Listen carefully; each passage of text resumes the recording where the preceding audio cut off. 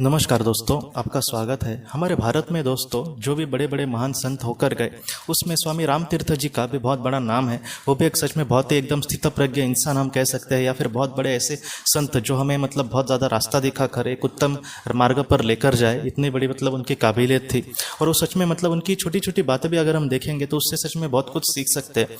मैंने एक छोटी सी उनकी हाल ही में कहानी सुनी, और जब मैंने वो सुनी दोस्तों, सच में एक छोटी सी कहानी है वो, लेकिन फिर भी मुझे उससे इतना उतना मैं भावुक हो गया, मेरे आंखों से एकदम आंसू छल के। ये जो संत लोग होते हैं दोस्तों, उनकी लेवल हमसे कितनी बड़ी होती है, उनकी छोटी सी चीज़ से हम देख सकते हैं।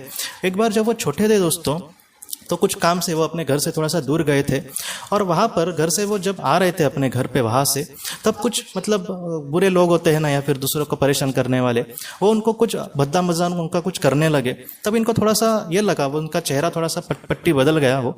और उसके बाद क्या हुआ दोस्तों, उन्होंने उनसे कुछ कहा नहीं, और जो भद्दे लोग थे, बुरे बुरे लोग थे, वो बाद में धीरे धीरे पहले उन्होंने भद्दा मजाक किया, और बाद में उनको कुछ ना कुछ गालियाँ देने लगे। और जो राम तीर्थ थे दोस्तों, वो चुपचाप बाद में घर पे आ गए। और जब घर पे आए तब कुछ सोचकर आज कोई हमें मजाकिया चीज़ दिखी, और वो हम घर पे आके हमें अचानक याद आए, तो हम ऐसे एक मजाक में हंसते हैं। उस तरीके से विचार करके वो उस तरीके से जो रामतीर्थ थे वो हंसने लगे। और इनकी माँ ने कहा कि अरे बेटा, क्या हुआ, कुछ हुआ क्या ऐसा जिससे तुम हंस रहे हो, कोई ऐसी विनोदी चीज़ हो गई क्या, हंसा मजाक वगैरह। तो वो बोले हाँ हाँ, बहुत बड़ा मजाक यहाँ पर हुआ माँ। मैं जब आ रहा था तब कुछ लोग राम को गालियाँ दे रहे थे। अब राम इनका ही नाम। तो उनकी माँ को एकदम बुरा लगा कि क्या कौन कह रहे हो। तो वो बोले हाँ, वो बुरा वो भद्दी भद्दी गालियाँ दे रहे थे राम को।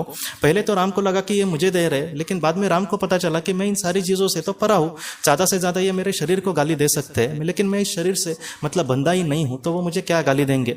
अब मुझे यहाँ पर आने के बाद उनके लिए हंसी आ रही है कि कितने वो बेवकूफ़ लोग होंगे।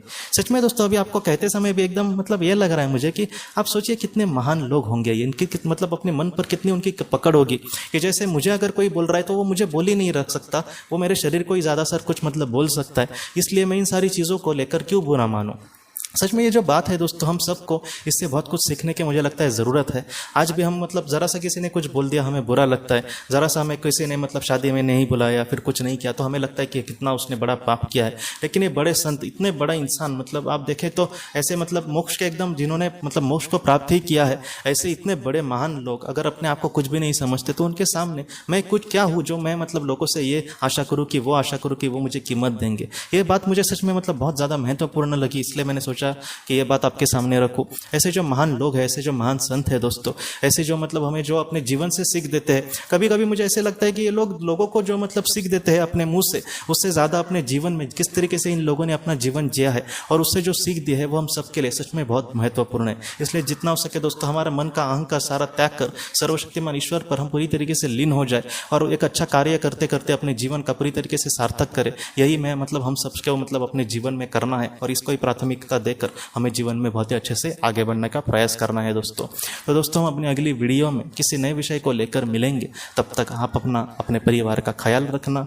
आपका बहुत बहुत धन्यवाद। जिंदगी की रोशनी ये एक कंसल्टेंसी है जो ऐसे लोगों को मदद करने की कोशिश करती है जिन्होंने किसी अपने को खोया है, या फिर जो लोग अपने जीवन में बहुत ही ज़्यादा दुखी है। जो लोग इस संस्था के साथ जुड़ेंगे उन्हें पास्ट लाइफ रिग्रेशन की ऑडियो, ध्यान करने के लिए 5 ऑडियो, 10 ऑडियो बुक्स और उसके साथ साथ PDF किताबें, ऐसी किताबें जो मोबाइल या फिर लैपटॉप या फिर कंप्यूटर पर आप पढ़ सकते हैं, ऐसी किताबें उन्हें ईमेल पर या फिर व्हाट्सएप पर भेजी जाएंगी।